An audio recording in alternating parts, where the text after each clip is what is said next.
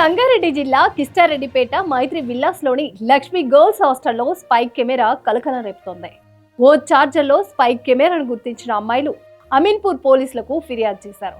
దీంతో రంగంలోకి దిగిన పోలీసులు కేసు నమోదు చేసి దర్యాప్తు చేపట్టారు. హాస్టల్ నిర్వాహకుడు మహేశ్వర్ను అరెస్ట్ చేసి విచారిస్తున్నారు.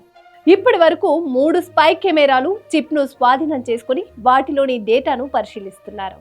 ఈ ఘటనలో సంచలన విషయాలు బయటకు వస్తున్నాయి. ఇంట్లో భార్య తల్లి గొడవ పడుతున్నారని మహేశ్వరరావు అనే వ్యక్తి మొదట ఇంట్లో స్పైక్ కెమెరా పెట్టాడు.